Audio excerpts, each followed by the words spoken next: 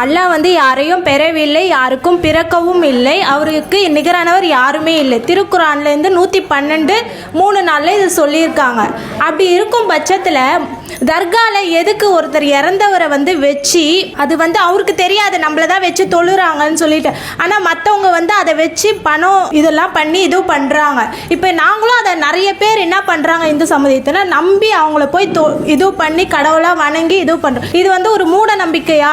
எங்கள் நம்பிக்கை வந்து அந்த இடத்துல வந்து வேஸ்ட்டாக போகுது. இதுக்கு டிஃப்ரெண்ட் நீங்கள் சொல்லணும். சௌதரி, அவங்க தர்கா வழிபாடு இஸ்லாமியர்களில் இருக்கத்தானே செய்யுது.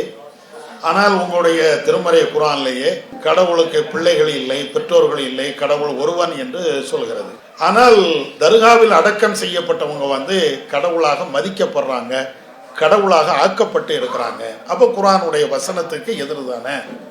இப்போ முஸ்லீம்கள் இப்படி தர்காவில் போய் வழிபாடு செய்கிறதுனால நாங்களும் அதே நம்பிக்கையில் போய் அங்கேயும் போனால் எங்களுடைய நாட்டங்கள், எங்களுடைய கோரிக்கைகள் நிறைவேறுமோ அப்படின்னு நாங்கள் நம்புகிறோமே.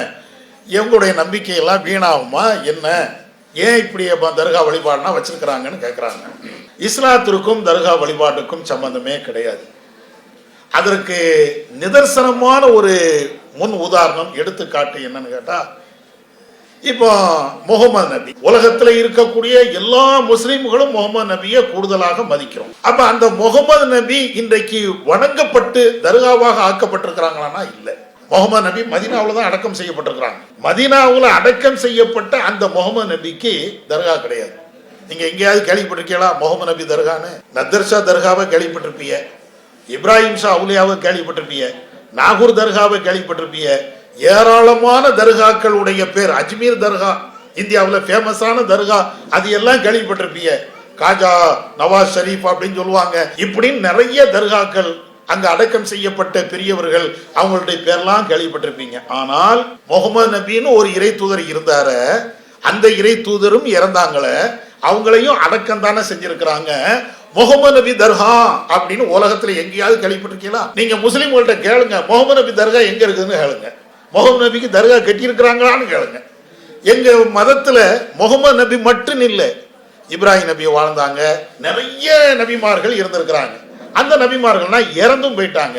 அந்த நபிமாருடைய பேரை சொல்லி இந்த நபியுடைய தர்கா எங்க இருக்குன்னு கேளுங்க. எல்லா இடத்துலயும் தர்காவை காட்டுதாங்கல்ல. இந்த பெரியாருடைய தர்கா, அந்த பெரியாருடைய தர்கா, அந்த பெரியாருடைய தர்கா.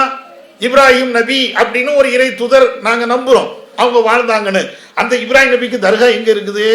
அவங்களுடைய புள்ள ஒரு இறை தூதர் இஸ்மாயில்னு சொல்லுவோம். அந்த இஸ்மாயில் நபிக்கு எங்க தர்கா இருக்குது?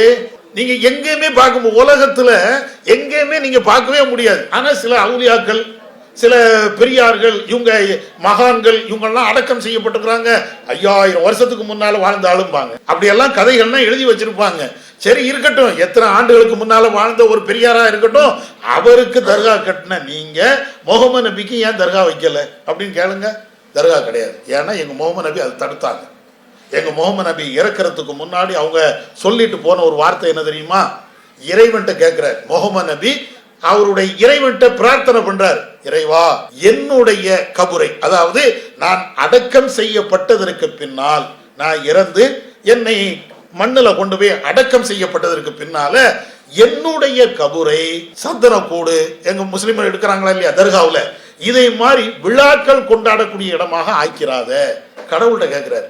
கடவுள்கிட்ட எங்களுடைய இறை தூதரை கேட்கிறாரு, நான் அடக்கம் செய்யப்பட்டதற்கு பின்னால என்னுடைய கபறுகளை, என்னுடைய அடக்கம் செய்யப்பட்ட இடத்தை வணங்கக்கூடிய இடமாக ஆக்கி விடாதே. அதே மாதிரி எங்களுடைய நபி திரும்ப திரும்ப சொன்னாங்க, ஒருவர் அடக்கம் செய்யப்பட்டு விட்டார் என்றால் அந்த கபூர், அடக்கம் செய்யப்பட்ட இடத்தை தரை மட்டத்துக்கு மேலாக உயர்த்தி கெட்டாதீங்க.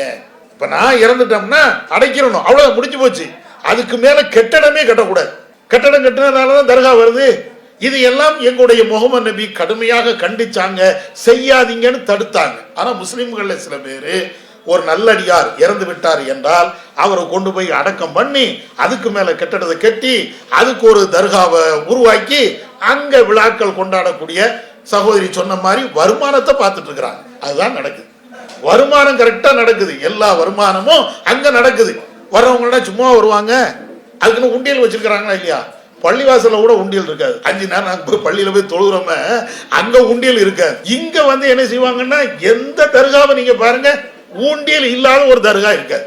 போனா காணிக்க போடணும். என்னப்பா இது இஸ்லாம் இது எங்கேயாவது சொல்லி இருக்குதான்னா ஒரு இடத்திலையும் இல்லை. அப்ப இஸ்லாம் சொல்லாத ஒன்றைத்தான் முஸ்லிம்கள் செய்கிறார்கள். அதனால நீங்களும் அங்க போகாதீங்க. அதான் நாங்க சொல்லுவோம். உங்களுக்கு ஒரு நாட்டு தேட்டங்கள், கஷ்டங்கள், பிரச்சனைகள், சங்கடங்கள் இருக்கா, கடவுள்கிட்ட கேளுங்க. ஏன் கடவுள் என்ன அந்நியப்பட்டவனா? நம்மளே படைச்சவன் தானே கடவுளே. நம்முடைய சங்கடங்களை கடவுள்கிட்ட கேட்க கூடாதா? நம்முடைய சங்கடங்களை நம்முடைய கடவுள்கிட்ட கேட்காம வேற யார்கிட்டமே கேட்கா? இன்னும் சொல்ல போனால் இந்த நாதாக்கள், இந்த பெரியார்கள் அடக்கம் செய்யப்பட்டிருக்கிறாங்களே, அவங்க யாரு? வானத்தில இருந்து குதிச்சவங்களா? இல்ல. பூமியை பொத்துக்கிட்டு அப்படியே பிளந்துக்கிட்டு வந்தவங்களா? இல்ல. நீனும் நானும் எப்படி ஒரு ஆணுக்கும் பெண்ணுக்கும் பிறந்தோமோ அதே மாதிரி ஒரு மனுஷன் தானே. அவர் நல்லது செஞ்சிருக்கலாம், நல்ல மனுஷனாக வாழ்ந்திருக்கலாம். ரெண்டாவது, ஆனால் அவருடைய பிறப்பு அதிசயமான பிறப்பா? இல்ல. அவருடைய மரணம் அதிசயமான ஒரு மரணமா? அதுவும் இல்ல. நம்ம எப்படி இறக்குறோமோ அதே மாதிரி அவரும் இறக்குறாரு. நம்ம எப்படி பிறக்கிறோமோ அதே மாதிரி அவர் பிறக்கிறாரு. நம்ம எப்படி சாப்பிட்டோமோ, நம்ம எப்படி வாழ்ந்தோமோ, நம்ம எப்படி மனைவி மக்களோடு இருந்தோமோ அதே மாதிரிதான் அவர் இருந்தாரு. பின்ன என்ன, என்னை விட அவர் கூட்டிட்டாரு. அவரு ஒரு கூடுதல் நன்மை செஞ்சிருப்பாரு. அது கடவுள்கிட்ட போய் அந்த நன்மைக்கு அவரு கூலியை வாங்கிட்டு போட்டோம். மனுஷன் என்று பார்த்தால் நானும் அவரும் ஒண்ணுதானே. அப்படி ஒன்னா இருக்கும்போது அவர் எப்படி கடவுளுடைய நிலைக்கு போனாரு? அவர் ஏன் நான் வணங்கணும்? அப்ப அதனாலதான் நம்மை படைச்ச கடவுள்கிட்ட போய் கேட்கலாமே தவிர இந்த டூப்ளிகேட் கடவுள்கிட்ட கேட்க கூடாது. அது நம்பிக்கை வீணாகத்தான் போகும். அதை விட நம்மளை படைச்ச ஒரிஜினல் கடவுள்கிட்ட கேட்போம். கடவுளே என் பாவத்தை மன்னின்னு கேட்போம், என்னுடைய நோய்க்கு நிவாரணத்தை தான் கேட்போம். அப்ப அங்கதான் கேட்கணுமே தவிர இந்த மாதிரி ஆட்கள்கிட்ட, இடைத்தரகர்கள்ட்ட, கடவுளாக ஆக்கப்பட்டவர்கள்ட்ட நம்ம கேட்கறது சரியில்லை. முஸ்லிம்களும் அந்த தர்கால போய் கேட்க கூடாது, நீங்களும் கேட்காதீங்க. அல்லாஹு அக்பர், அல்லாஹு அக்பர்.